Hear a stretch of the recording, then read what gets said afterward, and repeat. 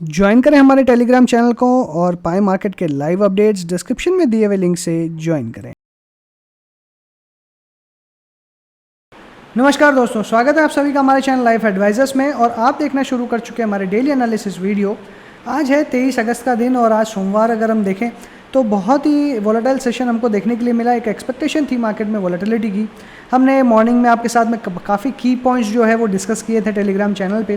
तो अगर आपने टेलीग्राम चैनल मिस कर दिया है तो डेफिनेटली टेलीग्राम चैनल आपको ज्वाइन करके हमारे इंपॉर्टेंट अपडेट्स का आपको लाभ उठाना चाहिए और वहाँ पे हम सारी चीज़ें डिस्कशन करते हैं कि मार्केट किस तरीके से मूवमेंट कर रहा है, आने वाला मूवमेंट कैसा हो सकता है और आपको किस तरीके के स्टॉक्स में फोकस रखना है, किस सेक्टर्स में फोकस रखना है। ये सारी डिटेल्स हम आपके साथ में इस वीडियो के पहले ही शेयर कर लेते हैं। तो अगर आपने अभी टेलीग्राम चैनल सब्सक्राइब नहीं किया है तो डिस्क्रिप्शन में लिंक दी है, वहाँ से आप सब्सक्राइब कर सकते हैं। साथ ही शुरू करने से पहले इस वीडियो को लाइक ज़रूर कर दीजिएगा ताकि लाइक माइंडेड लोगों के पास में ये वीडियो पहुंच जाए। और अगर आपने चैनल अभी तक सब्सक्राइब नहीं किया है तो चैनल को सब्सक्राइब ज़रूर कर लीजिएगा। तो चलिए आगे बढ़ते हैं और बात करते हैं मार्केट की। तो मार्केट में अगर हम ब्रॉडरली देखें तो किस तरीके का ट्रेंड हमको देखने के लिए मिला। एक वॉलेटाइल सेशन आज देखने के लिए मिला। हमने जो लेवल्स डिस्कस किए थे 16,550 से लेकर 16,380 की, तो हमने इसी रेंज में मेजरली आज सारे दिन ट्रेड करते हुए दिखाई दिया। 16,590 अगर हम बात करें तो एक बहुत ही हाई रेजिस्टेंस जोन था और इसी के ऊपर में 550 के ऊपर में खुलते ही एक अच्छी खासी प्रॉफिट बुकिंग देखने के लिए मिली और हमें एक्सपेक्टेड था कि एक अच्छी गिरावट भी होगी। तो वहीं पे हमें लोअर एंड जो हमने डिस्कस किया था 380 के आसपास यानी 400 के आसपास से ही मार्केट इमीडिएटली रिवर्स होकर वापस 16,500 के आसपास आते हुए दिखाई दिया। इसका क्लियर कट मतलब है कि मार्केट में हायर लेवल्स पे सेलिंग है, लोअर लेवल्स पे बाइंग, बट हमें अभी बहुत ज़्यादा एग्रेसिवली बाइंग नहीं करना। डेफिनेटली नीचे से बाउंस हुआ है, लेकिन ये बाउंस किस कारण से हुआ है ये समझना बहुत ही ज़्यादा ज़रूरी है। बाउंस मार्केट में मिला है मेटल स्टॉक्स के कारण, क्योंकि मेटल स्टॉक्स एक टाइम पे आज 5% तक की गिरावट हमें दिखा रहे थे। सेल, JSW, टाटा स्टील 5% की गिरावट के साथ में इफेक्टेड हो रहे थे, लेकिन वही लोअर लेवल से इतनी शानदार बाइंग आई कि वापस से स्टॉक्स जो है एक पॉजिटिव टेरिटरी में आते हुए दिखाई दिए। यानी ये जो रिकवरी हुई थी 100 पॉइंट की, ये मेजरली देखा जाए तो मेटल स्टॉक्स के थ्रू ही आते हुए दिखाई दिए। वहीं ओवरऑल जो पर्सपेक्टिव हमारा बन रहा है, अभी अगर सेक्टर वाइज हम बात करें तो काफ़ी ज़्यादा हर सेक्टर के अंदर में सेलिंग देखने मिल रही है और उस कारण से मुझे ऐसा लगता है कि मार्केट काफ़ी ओवरसोल्ड जोन में आ चुका है। अब ओवरसोल्ड क्या क्या है ये हमें समझना बहुत ही ज़्यादा ज़रूरी है। अगर हम ओवरसोल्ड जोन में जाएँ तो ऑटो स्टॉक्स काफ़ी ओवरसोल्ड हो चुके हैं, small cap mid cap stocks काफ़ी ओवरसोल्ड हो चुके हैं, मीडिया स्टॉक्स काफ़ी ओवरसोल्ड हो चुके हैं, इंफ्रा स्टॉक्स के अंदर में भी अच्छी सेलिंग आ चुकी है और ओवरऑल जो पर्सपेक्टिव बन रहा है सिर्फ अभी IT और FMCG में ही एक स्टेबिलिटी हमें देखने के लिए मिल रही है। और वही हमने सुबह के टाइम में डिस्कशन किया था कि किन स्टॉक्स में, किन सेक्टर्स में आपको फोकस करना है और सारे दिन उन्हीं स्टॉक्स के अंदर में हमको तेज़ी देखने के लिए मिली। इसलिए मुझे जो लगता है कि मार्केट में जिस तरीके का स्टॉक स्पेसिफिक मूवमेंट, एक सेक्टोरल रोटेशन हो रहा है, तो इस सीरीज़ के बाद में मुझे ऐसा लगता है कि जो फोकस है वो अब धीरे धीरे ऑटो स्टॉक्स की तरफ शिफ्ट होता दिखाई दे सकता है। और मैंने पहले भी कई वीडियो में डिस्कशन किया है कि सितंबर अक्टूबर के महीने में ऑटो स्टॉक्स की तरफ आपका फोकस मूव होना चाहिए और मुझे लगता है इसके बाद में आपको अच्छी तेज़ी देखने के लिए मिल सकती है। इसलिए हमें आने वाले दिनों के अंदर में मुझे ऐसा लगता है कि ऑटो स्टॉक्स के अंदर में अच्छा फोकस रखना चाहिए। साथ ही इंफ्रा स्टॉक्स के अंदर में कंटिन्यूसली कुछ ना कुछ रोटेशनल बेसिस में बाइंग हो रही है, तो उन स्टॉक्स के अंदर में हमें फोकस रखना है। साथ ही अगर हम देखें तो FMEG यानी फास्ट मूविंग इलेक्ट्रिकल गुड्स वाले सेक्टर, यानी जैसे हेवल्स टाइप की या वोल्टास टाइप की जो कंपनीज हैं उनके अंदर में हमें एक अच्छा खासा फोकस रखना पड़ेगा। तो ओवरऑल मुझे ऐसा लगता है मार्केट में कुछ ना कुछ स्टॉक स्पेसिफिक तेज़ी ज़रूर बनी हुई है और ओवरसोल्ड जोन से हम वापस बाउंस कर सकते हैं। बट क्या इसका मतलब है कि मार्केट और तेज़ी से बढ़ सकता है? तो मुझे ऐसा लगता है कि जब IT स्टॉक्स नीचे की तरफ मूव करेंगे, क्योंकि अभी भी बैंकिंग एक साइडवेज चैनल में ही है, नेगेटिव है डेफिनेटली। अभी जो ट्रेंड है वो बेयरिश है, निफ्टी का भी ट्रेंड अभी बेयरिश है, कोई ट्रेंड चेंज नहीं हुआ है, ना ही साइडवेज है, ना ही अगर देखें तेज़ी में है, बट एक्चुअली में बेयरिश है। बट क्या मार्केट वापस एक रिवर्सल लेगा, वापस तेज़ी फ्रेश हाइज बनाते हुए नजर आएगा? ये पॉसिबिलिटी जो है वो डेफिनेटली आपको देखने के लिए मिल सकती है। बट इसका मतलब ये नहीं है कि मार्केट में गिरावट नहीं होगी या मार्केट में तेज़ी नहीं होगी। मुझे ऐसा लगता है कि अब मार्केट थोड़ा सा फ्लैट टू नेगेटिव ही रहेगा। वापस से small cap mid cap stocks में तेज़ी आएगी और ऐसे स्टॉक्स के अंदर में तेज़ी आने वाली है जो अभी तक नहीं चले हैं। और हमें अभी जो भी तेज़ी आ रही है इसमें दो चीज़ों पे फोकस करना है। पहले क्वालिटी स्टॉक्स के अंदर में ही, चाहे वो स्मॉल कैप हो, मिड कैप हो, लार्ज कैप हो, उन्हीं के अंदर में हमें ट्रेड करना है, उन्हीं के अंदर पोजीशंस बनानी है। दूसरा, अगर हमें कोई भी ख़राब स्टॉक्स के अंदर से अगर एग्जिट मिल रहा है तो हमें एग्जिट करना है, चाहे वो हमें एवरेज करके एग्जिट मिले, चाहे हमें लोअर लेवल से बाउंस करके एग्जिट मिले। तो जो ख़राब क्वालिटी के स्टॉक्स हैं उनसे डेफिनेटली हमें अब एग्जिट करना है, ये हमारी स्ट्रैटेजी होनी चाहिए। चलिए अब हम बात करते हैं ओवरऑल मार्केट की। निफ्टी, बैंक निफ्टी का ट्रेंड आने वाले दिन के लिए कैसा रह सकता है और साथ ही डिस्कशन करेंगे सारे स्टॉक्स के बारे में। तो बात करें अगर बैंक निफ्टी की, तो बैंक निफ्टी में हमने जो लेवल्स डिस्कस किए थे आज मॉर्निंग में 16,550 से लेकर 16,380 की रेंज हमने डिस्कस करी थी। इसी रेंज में हमें चलते हुए नजर आया। डेफिनेटली गैप अप ओपन हुआ, गैप अप जो ओपन हुआ उसके बाद में क्लियरली बेरिश फॉर्मेशन है। अगर ओपन एंड हाई आप देखेंगे तो इक्वल नजर आ रहा है। हालांकि जो क्लोजिंग है 16,500 के नीचे हुई है। 16,400 पे भी काफ़ी ज़्यादा अगर देखा जाए तो कॉल राइटिंग हमने लास्ट सेशन के अंदर में देखी थी, तो कॉल राइटिंग से हमें क्लियरली यही सिग्निफिकेंस मिल रहा था कि इसके अंदर में अच्छी गिरावट और हो सकती है, लेकिन वहाँ पे हमें शॉर्ट कवरिंग देखने के लिए मिली और इसीलिए मार्केट जो है 16,400 के ऊपर सस्टेन कर पाया और 16,496 पे क्लोज दे पाया है। लेकिन अभी भी 16,500 एक इंपॉर्टेंट रेजिस्टेंस जोन बना हुआ है, इसके ऊपर काफ़ी डिफिकल्ट है जाना। अगर हम ओवरऑल सीरीज़ की बात करें तो मार्केट अच्छी तेज़ी में ही रहा है, तो उम्मीद है कि वापस से अच्छी तेज़ी बन सकती है। और ये किस लिए बनेगी ये मैंने शुरुआत में डिस्कशन कर लिया है, लेकिन अभी भी मेरा बायस जो है वो थोड़ा सा नेगेटिव है, क्योंकि यहाँ पे फॉर्मेशन जो है वो नेगेटिव है।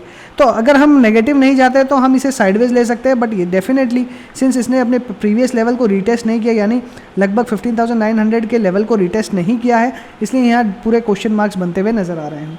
इसलिए मुझे थोड़ा सा बस इसी चीज़ का डाउट है कि अगर रीटेस्ट करने आता तो अच्छी गिरावट हो सकती है, बट ऑलरेडी 16,500 के आसपास अगर देखें तो small cap mid cap index में अच्छी खासी गिरावट हो चुकी है। तो ऐसा भी हो सकता है कि जब यहाँ पे एक अच्छी करेक्शन आए तब स्मॉल कैप मिड कैप के अंदर में वापस बाइंग आती हुई दिखाई दे, बट फिलहाल ऐसा कुछ नज़र नहीं आ रहा है, इसलिए हम इस चीज़ के बारे में डिस्कशन नहीं करेंगे। कोई रिवर्सल के साइंस हमें नहीं मिल रहे हैं, बट ओवरऑल जो मिल रहा है हमें वो ऐसा है कि अभी बहुत ही टफ लेवल है। 16,500 एक बहुत ही इंपॉर्टेंट लेवल है, यहाँ से बहुत एग्रेसिव तेज़ी और बहुत एग्रेसिव मंदी दोनों ही हो सकती है। मंदी के चांसेस इसलिए हैं क्योंकि ऊपर में अगर देखा जाए तो पैटर्न कुछ उसी तरीके का बनते हुए नजर आ रहा है, बार बार हायर लेवल्स पे सेलिंग आ रही है, लेकिन लोअर लेवल्स पे बाइंग भी आते हुए दिखाई दे रही है और वही हम ट्रेड कर रहे हैं। इसलिए मेरा मानना है कि अब यहाँ से मंदी तभी बनेगी जब 16,400 के नीचे आपको जाता हुआ दिखाई दे, इसलिए अभी लॉन्ग पोजीशंस के लिए 16,400 एक स्टॉप लॉस की तरह एक्ट करेगा। वहीं 16,700 किसी की शॉर्ट पोजीशंस है तो उसके लिए एसएल रहेगा, इसलिए इन दोनों के लेवल के ऊपर या नीचे जाए तो हम फ्रेश तेज़ी या मंदी कर सकते हैं, बट अदरवाइज थोड़ा सा हम स्टॉक स्पेसिफिक मूवमेंट या फिर इंडेक्स को अवॉइड करना ही बेहतर समझेंगे। बैंक निफ्टी की बात करें तो बैंक निफ्टी में ऑलरेडी वीकनेस बनी हुई है और यहाँ पे जो हमने लेवल्स डिस्कस किए थे 35,200 ऊपर में डिस्कस किया था और वहीं पे हमने 34,750 लोअर लेवल्स पे डिस्कस किया था। मार्केट आपको 35,427 और लो देखा हमने 34,870, तो लो जो हमने डिस्कस किया था परफेक्ट वहीं पे सपोर्ट बनते हुए नजर आया। और वहीं पे अगर हम अपसाइड की बात करें तो 35,200 हमने डिस्कस किया था, तो अगर इंट्राडे चार्ट देखेंगे तो मेजरली सारे दिन 35,200 के नीचे ही मार्केट ट्रेड किया है। 35,400 पे ओपन होने के बाद में अच्छी खासी हमें वाली देखने के लिए मिली थी और वहीं 35,200 को सस्टेन किया था और फिर सारा दिन हमने लो बनाने के बाद में उसी रेंज के अंदर में ट्रेड देखा। तो जो अनुमान था लगभग उसी के हिसाब से मूवमेंट देखने मिल रहा है। तो फर्दर आगे किस तरीके का हमें ट्रेंड देखने मिल सकता है ये हम ऑप्शन चेन के लेवल की तरफ हम नजर डालेंगे। जब हम ऑप्शन चेन समझेंगे तब हम एक लेवल्स के बारे में अंदाजा लगाएंगे, बट अभी के लिए मुझे जो यहाँ पे ओवरऑल सिचुएशन दिखाई दे रही है, मुझे ऐसा लगता है कि 35,000 एक इंपॉर्टेंट लेवल है, ये एक बहुत ही क्रूशियल लेवल है। 35,400 के ऊपर में रहना अभी भी साइडवेज पैटर्न का संकेत आपको देगा। वहीं पे अगर हम बेरिशनेस की बात करें तो 34,500 के नीचे बड़ी बेरिशनेस बन सकती है, तो 34,500 के नीचे में बेरिशनेस बनेगी। 35,400 के ऊपर में साइडवेज पैटर्न रहेगा। ब्रेकआउट 36,400 के ऊपर में होता हुआ दिखाई देगा, जो मुझे थोड़ा सा चांसेस कम लग रहे हैं, इसलिए 35,000 के आसपास ही आपको ट्रेड देखने मिलेगा। ओवरऑल निफ्टी बैंक निफ्टी दोनों में आप थोड़ा सा साइडवेज का जो रेंज है वो बना के चल सकते हैं। बात करें अगर हम निफ्टी के ऑप्शन चेन की, और ऑप्शन चेन में देखें तो आज आपको 16,400 पे बहुत ही एग्रेसिवली शॉर्ट कवरिंग देखने के लिए मिल रही है। वहीं ऊपर में 16,600 पे अच्छी खासी शॉर्ट्स बनी है। 16,500 में भी शॉर्ट्स बन रही है, लेकिन यहाँ पे लॉन्ग्स भी बनते हुए नजर आ रही है, यानी 16,500 एक बहुत ही इंपॉर्टेंट फाइटिंग लेवल हमें दिखाई दे रहा है क्लियरली। तो ओवरऑल जो सिचुएशन है आप कह सकते हैं 16,500 मेक और ब्रेक लेवल हो सकता है, यानी 16,400 के नीचे फिसलते ही अच्छी खासी बिकवाली 16,600 के ऊपर मूव करते हुए या 700 के ऊपर मूव करते अच्छी तेज़ी देखने मिल सकती है। और मेजरली ओआई जो है वो 16,600 16,500 पे ही आपको देखने के लिए मिलेगी, इसलिए अभी हम एकदम मेक एंड ब्रेक लेवल के ऊपर में खड़े हैं और एग्जैक्टली क्या रेंज हो सकती है कल की कहना काफ़ी मुश्किल दिखाई दे रहा है। वहीं पे क्यूमुलेटिव ओपन पोजीशंस अगर हम नजर डालें तो क्यूमुलेटिव ओपन पोजीशंस हमें दिखाई दे रही है 16,500 पे। यहाँ पे लॉन्ग और शॉर्ट दोनों ही बनते हुए नजर आ रहे हैं। अब यहाँ पे दो सिनेरियो बनते हुए नजर आ रहे हैं कि हमें किस तरीके से यहाँ पे लेवल निकालने हैं। अगर मैं लेवल्स की बात करूँ तो मुझे ऐसा लगता है कि फिर से कल अगर गैप अप होता है तो यहाँ पे एक बड़ी शॉर्ट कवरिंग पॉसिबल है। अगर बड़ी शॉर्ट कवरिंग होती है तो फिर आपको एक एग्रेसिवली तेज़ी देखने के लिए मिल सकती है। अब एग्रेसिव तेज़ी कहाँ पे होगी? अगर मैं शॉर्ट कवरिंग की बात करूँ तो ऊपर में काफ़ी ज़्यादा रेजिस्टेंस बना हुआ है, तो यहाँ पे 100 पॉइंट के लिए आप रेंज बनाते हुए चल सकते हैं। हर 100 पॉइंट पे रेजिस्टेंस है, तो आप अपने जो टारगेट्स हैं वो 100 पॉइंट के कर सकते हैं। तो गैप अप के केस में मुझे ऐसा लगता है कि बुलिशनेस पोजीशन जो है या बुलिश पोजीशन जो है वो कहाँ पे बनती हुई नजर आएगी। बुलिश पोजीशन 16,600 से लेकर नीचे में 16,500 तक की बनते हुए नजर आएगी। अगर मैं यहाँ पे बेरिशनेस की बात करूँ कि हायर लेवल से अगर अच्छी खासी सेलिंग होती है तो क्या हो सकता है, तो बेरिश पोजीशंस आपके लिए थोड़ी सी बड़ी हो सकती है। 16,550 से लेकर फिर से हमारी रेंज 16,400 की रहने वाली है। ये हमारी बेरिश पोजीशंस है। साइडवेज की बात करूँ तो बहुत ही छोटे रेंज में ट्रेड होते हुए नजर आ सकता है, 16,550 से लेकर 16,450 तक। ये मुझे एक साइडवेज पोजीशन दिखाई दे रही है। अदरवाइज ओवरऑल मुझे मार्केट जो है वो थोड़ा सा डाइसी लग रहा है, और कल सारा जो खेल है वो ओपनिंग के ऊपर में डिपेंड करेगा। अगर साइडवेज होगा तो 16,450 से 16,550, बेरिश होगा तो 16,550 से 16,400, अगर तेज़ी का माहौल होगा तो आपको 16,500 से लेकर 16,600 तक के लेवल्स देखने मिल सकते हैं। बैंक निफ्टी की अगर ऑप्शन चेन की बात करें तो ऑप्शन चेन यहाँ पे क्लियरली आपको 35,000 पे लॉन्ग और शॉर्ट दोनों की ओआई बहुत ही एग्रेसिवली बनते हुए नजर आ रही है। शॉर्ट कवरिंग हमें कहीं दिखाई नहीं दे रही है। ऊपर में हायर लेवल्स पे शॉर्ट फिर से बनते हुए नजर आ रहे हैं। 35,200 पे अच्छी खासी शॉर्ट्स बनते हुए नज़र आ रहे हैं। ओवरऑल मुझे ऐसा लगता है कि हायर लेवल्स पे बहुत ही एग्रेसिवली यहाँ पे बिकवाली का माहौल बना हुआ है। अगर यहाँ पे बिकवाली का माहौल बना रहेगा तो आपको ओवरऑल निफ्टी के अंदर में भी एक साइडवेज ट्रेंड ही देखने के लिए मिलेगा। वहीं अगर हम क्यूमुलेटिव ओआई की तरफ नज़र डालें तो क्यूमुलेटिवली 35,000 ही एक लेवल है। इसके नीचे जाने से एग्रेसिव सेलिंग आते हुए नज़र आ सकती है, वहीं इसके ऊपर में जाने से भी सेलिंग आते हुए नज़र आएगी। इसलिए ओवरऑल बैंक निफ्टी मुझे काफ़ी वीक लग रहा है in comparison to Nifty. Nifty कहीं ना कहीं अपनी सपोर्ट्स को या अपने लेवल्स को होल्ड कर पाएगा, लेकिन बैंक निफ्टी में होल्ड करना काफ़ी डिफिकल्ट है। इसलिए हमारी बैंक निफ्टी की आज की रेंज जो है, जो हमने आज डिस्कस करी थी 34,800 से लेकर लगभग 35,200 की, ये हमारी एक साइडवेज रेंज रहने वाली है। अगर यहाँ पे तेज़ी होती है तो 35,500 तक की आप एक्सपेक्टेशन कर सकते हैं लेवल्स की, और अगर और बेरिशनेस बढ़ती है तो 34,500 तक के लेवल्स की आप वेट कर सकते हैं। तो बड़ी रेंज जो हमारी रहेगी 34,500 से लेकर 35,200, और अगर तेज़ी की रहेगी तो 34,200 से लेकर 35,500। तो 700 पॉइंट की तेज़ी की रेंज और 400 पॉइंट लगभग आपको एक साइडवेज रेंज देखने मिल सकती है। बात करते हैं निफ्टी के स्टॉक्स की, एक करके अल्फाबेटिक में डिस्कस करेंगे। सबसे पहले स्टॉक है अदानी पोर्ट्स का। अदानी पोर्ट्स में एक अच्छी खासी बेयरिशनेस देखने के लिए मिल रही है। ओवरऑल अगर सिचुएशन देखूं तो यहाँ पे एक गिरावट के संकेत हमको देखने के लिए मिल रहे हैं। तो क्या यहाँ से फर्दर गिरावट गहरा सकती है? 640 तक डेफिनेटली गिरा सकती है, डिपेंडेंट अपॉन ओवरऑल सिचुएशन। अगर मार्केट बेयरिश रहता है तो बहुत तेज़ी से गिरेगा, और जनरली हमने ऐसा भी देखा है कि मार्केट जब बेयरिश रहता है तो कभी कभी सपोर्ट देने का भी काम करता है, बट बहुत ज़्यादा मायने नहीं रखता। और अभी रिसेंटली हमने देखा है कि इसने सपोर्ट के आसपास सपोर्ट को ब्रेक किया, सपोर्ट को फिर से रिटेस्ट किया, इसने रेजिस्टेंस बनाया है, उसको फाइनली गिरावट देखने मिल रही है। इसलिए ओवरऑल अब मुझे 640 तक के लेवल्स क्लियरली दिखाई दे रहे हैं। 640 का लेवल अगर ब्रेक होता है तो काफ़ी बड़ी गिरावट हो सकती है। 560 तक के लेवल्स भी आपको देखने के लिए मिल सकते हैं। एशियन पेंट्स की अगर बात करें तो एशियन पेंट्स में एक ब्रेकआउट हमने देखा। ब्रेकआउट के बाद में अगर देखें तो आज फॉलोअप मिलते हुए नज़र नहीं आया। तो कहीं ना कहीं ये मुझे लगता है कि ओवरऑल एक डबल टॉप जैसा पैटर्न बन सकता है अगर कल भी गिरावट कंटिन्यू रहती है। अगर कल गिरावट होती है तो डेफिनेटली स्टॉक से प्रॉफिट बुक करके एग्जिट हो जाए। एयू स्मॉल फाइनेंस बैंक में करेक्शन चल रहा है, मुझे लगता है कि थोड़ा सा और एक्सटेंड हो सकता है, तो फिलहाल इमीडिएट बाइंग का कोई व्यू नहीं है। थोड़ा सा वेट एंड वॉच करके ही स्टॉक में एंट्री करी जाना ही बेटर रहेगी। एक्सिस बैंक में 736 करंट लेवल्स दिखाई दे रहे हैं। 730 एक इंपॉर्टेंट सपोर्ट है, और मुझे कुछ यहाँ पे अगर देखा जाए तो एक हेड एंड शोल्डर टाइप का पैटर्न भी आप कह सकते हैं कि आपको देखने के लिए मिल सकता है। और मुझे ऐसा लगता है कि इसकी नेकलाइन जो है वो 730 के आसपास से और एग्रेसिवली गिरावट हो सकती है, इसलिए यहाँ पे आपको बड़ी गिरावट की संभावनाएं बन रही हैं। हालांकि गिरावट में कोई वॉल्यूम बहुत ज़्यादा नहीं है और ओवरऑल थोड़ा सा यहाँ पे पॉजिटिव बायस बना हुआ है, तो बेटर रहेगा कि थोड़ा सा हम यहाँ पे वेट एंड वॉच करें। कोई एग्रेसिव सेलिंग नहीं करनी है, बट डेफिनेटली बाइंग भी नहीं करनी। बजाज फिनसर्व के अंदर में हमने अच्छी तेज़ी की उम्मीद करी थी, अच्छी तेज़ी देखने के लिए मिल रही है। मुझे लगता है कि ये कैरी फॉरवर्ड और हो सकती है, बट यहाँ पे मुझे लगता है कि आपको एक बार कुछ प्रॉफिट बुक कर लेना चाहिए। एटलीस्ट 50-60% प्रॉफिट बुक कर लें, उसके बाद में कोई वापस से फ्रेश एंट्री करें। फिलहाल के लिए कोई एग्रेसिव व्यू नहीं बन रहा है। बजाज ऑटो के अंदर में एक अच्छी खासी गिरावट देखने मिल रही है। सपोर्ट लेवल के आसपास से रिवर्स होते हुए नज़र आ रहा है। मुझे लगता है कि ये लगभग अपने बॉटम को टेस्ट कर सकता है 3500 को, और फिर यहाँ से वापस मूव करने की पॉसिबिलिटीज़ रखता है। तो कोई भी अगर बड़ी गिरावट फिर से आती है तो डेफिनेटली मुझे लगता है स्टॉक को एक्यूमुलेट करना चाहिए। एक छोटे छोटे क्वांटिटीज़ में आप स्टॉक्स के अंदर में पोजीशंस बना सकते हैं। बजाज फाइनेंस कंटिन्यूसली तेज़ी देखने के लिए मिल रही है, और यहाँ पे एक स्पिनिंग टॉप बनते हुए नज़र आ रहा है। अगर कल इसको फॉलोअप मिलता है तो लगभग 7,000 तक के लेवल्स आपको देखने के लिए मिल सकते हैं। अगर नीचे की तरफ आता है तो डेफिनेटली प्रॉफिट बुक करके एग्जिट करने का भी हो रहेगा। गिरावट एक्सपेक्ट करी थी, बंधन बैंक में हमने गिरावट एक्सपेक्ट करी थी और हमें वही देखने के लिए मिल रही है। अगर हम इसके प्रीवियस लो की बात करें तो लगभग प्रीवियस लो जो है वो आता है लगभग 255 के 250 के आसपास में, तो इसे ये टेस्ट कर सकता है। अगर इसे टेस्ट करता है तो इसके आसपास एक बार प्रॉफिट आपको बुक कर लेना चाहिए। फिर यहाँ से अगर रिवर्सल हो तो फ्रेश पोजीशंस बनाए। भारतीय एयरटेल में मेरा जो बाइंग रेंज थी 600 से लेकर 590 के बीच की रेंज थी, तो इसके आसपास अभी फ़िलहाल आते हुए दिखाई नहीं दिया है।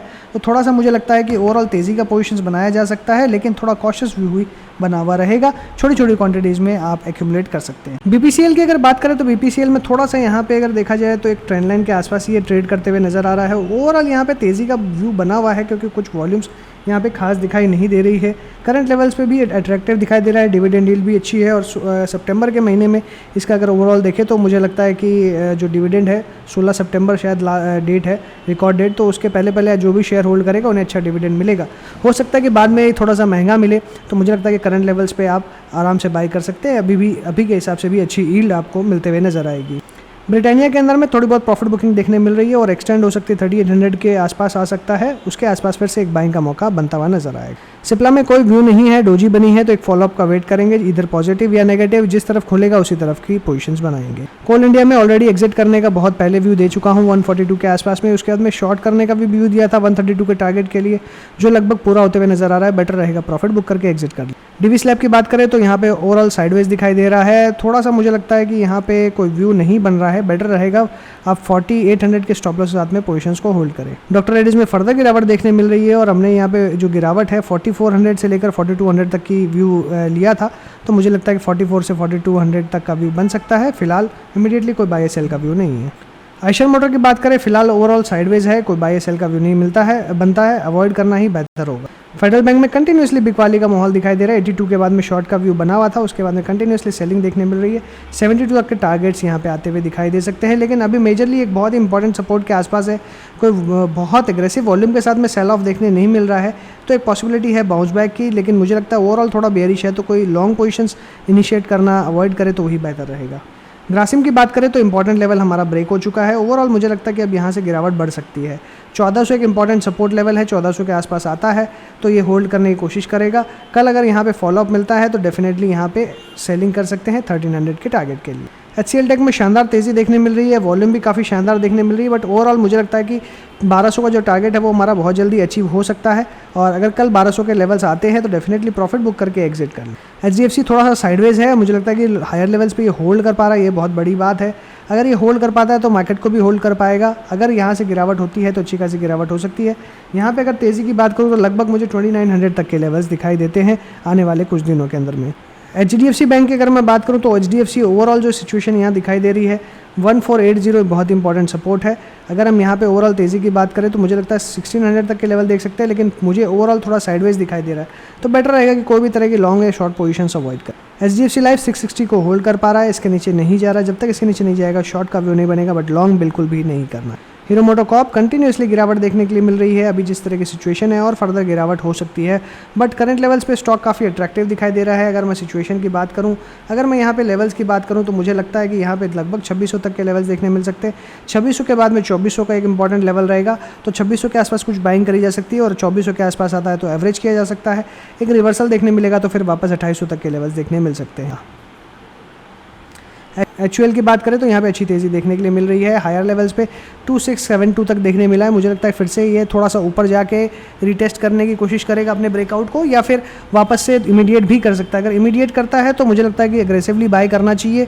लगभग 2570 के आसपास इसका बाय बनता है, 2570 के ऊपर में बाय करेंगे, फिर से तेज़ी देखने मिलेगी तो सिर्फ नेक्स्ट लेवल 2700 का। ICICI बैंक की बात करूँ तो ICICI बैंक ओवरऑल मुझे थोड़ा सा बेरिश अब यहाँ पे दिखाई दे रहा है, डाइवर्जेंस है, थोड़ा सा ब्रेकआउट को टेस्ट करके होल्ड करने का यहाँ पे व्यू दिखाई दे रहा है, लेकिन क्या ये होल्ड करेगा, ये एक बहुत बड़ा इंपॉर्टेंट क्वेश्चन दिखाई दे रहा है। मुझे ऐसा लगता है कि ऊपर में रेजिस्टेंस जो है वो अब इसका 20 SMA बन चुका है। सारे स्टॉक्स ने लगभग 20 SMA के नीचे ही ट्रेड कर रहे हैं, तो बेरिश पोजीशंस बनी हुई है ही, इसलिए मुझे लगता है कि यहाँ पे शॉर्ट किया जा सकता है।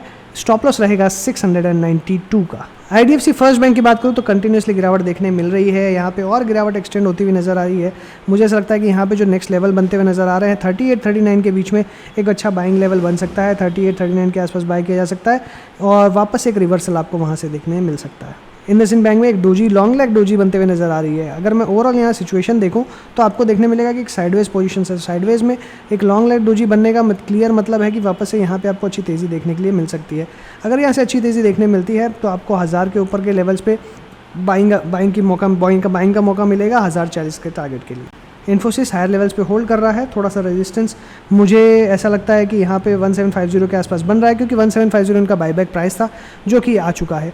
तो यहाँ से और अच्छी तेज़ी ज़रूर बन सकती है, बट थोड़ा सा मुझे लगता है कि यहाँ पे क्वेश्चन मार्क ज़रूर अराइज होता है, क्योंकि यहाँ से फिर एग्रेसिव सेलिंग आते हुए दिखाई देती है।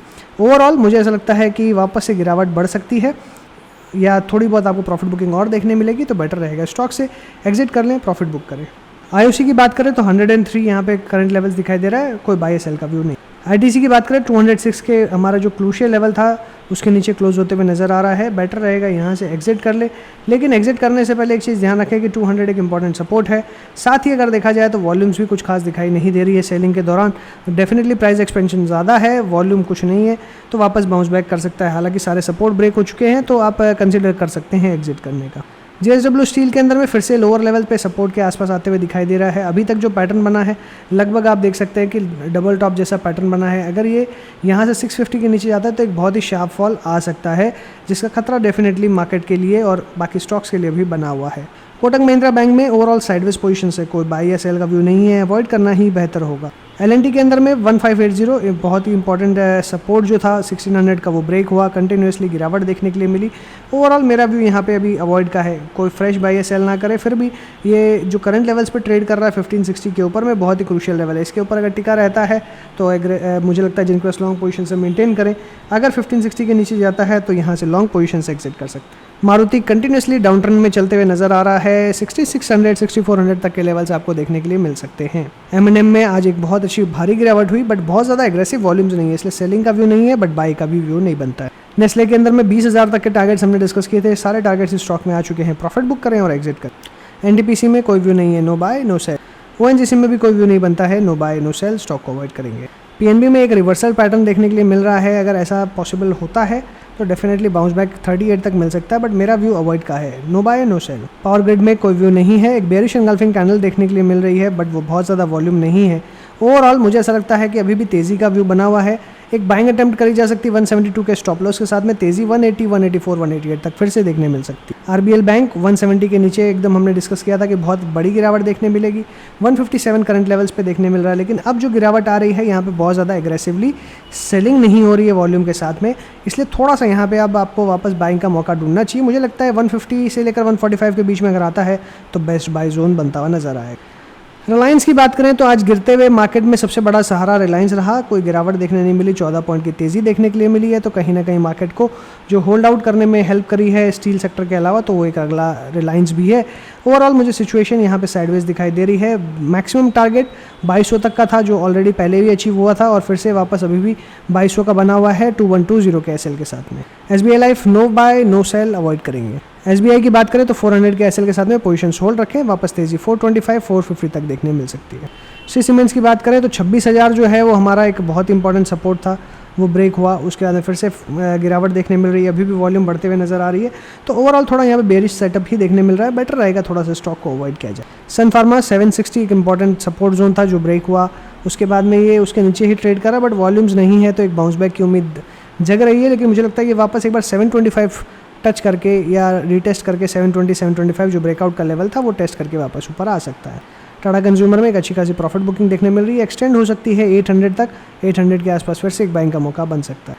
टाटा मोटर्स में 280 के नीचे जाते हुए दिखाई दे रहा है, और यहाँ पे बहुत एग्रेसिव सेलिंग बन सकती है 240 तक के टारगेट्स के लिए। कल अगर फॉलोअप मिलता है नीचे की तरफ में, शॉर्ट करेंगे 285 की स्टॉप लॉस के साथ में 240 के टारगेट के लिए। टाटा स्टील बड़ी गिरावट देखने मिली है, और अपने प्रीवियस जो लेवल थे इसके ब्रेकआउट के उसको टेस्ट किए बिना वापस स्टॉक ऊपर आते हुए नज़र आया था, और वापस से आज देख रहे हैं कि एक जो गैप डाउन हुआ उसके बाद में आज फिर से कंटिन्यू सेलिंग देखने मिल रही है, और ये कंटिन्यू रह सकती है आने वाले कुछ दिनों में। वॉल्यूम्स भी काफ़ी शानदार देखने मिल रहे हैं गिरावट में, तो पॉसिबिलिटी है कि नीचे से एक लगभग इसके जो ब्रेकआउट लेवल है 1280 1260 का, वहाँ तक ये जाके फिर से रिवर्स हो सकता है। हालांकि आज 1300 से रिवर्स हुआ है, बट ओवरऑल थोड़ा सा मुझे यहाँ पे बेरिश ही दिखाई दे रहा है। TCS में अच्छी तेज़ी बन रही है, लगभग हमने यहाँ पे 3750 4000 तक के टारगेट्स की बात करी थी। मुझे लगता है कल अगर स्ट्रेच होता है 3700 को पार करता है, प्रॉफिट बुक करके एक बार एग्जिट कर सकते। टेक महिंद्रा में एक यहाँ पे डोजी जो बनी है, कहीं ना कहीं यहाँ पे जो डोजी है ग्रेवस्टोन डोजी का फॉर्मेशन देखने मिल रहा है, बेरिश हो सकता है। अगर कल नीचे की तरफ नेगेटिव होता है तो क्लियरली एग्जिट कर ले। टाइटन साइडवेज है, अवॉइड करेंगे, no buy no sell. UltraTech cement में कोई व्यू नहीं है, no buy no sell. UPL में शॉर्ट का व्यू है 680 के टारगेट के लिए, 740 का स्टॉप लॉस रखें। विप्रो में कोई बाय या सेल का व्यू नहीं है, स्टॉक को बिल्कुल कंप्लीटली अवॉइड करना ही बेहतर होगा। उम्मीद करता हूँ आपको वीडियो ज़रूर पसंद आई होगी। पसंद आई है तो लाइक बटन दबाना ना भूलें और दोस्तों के साथ शेयर ज़रूर करें। इसी के साथ thanks for watching again. Happy trading and investing.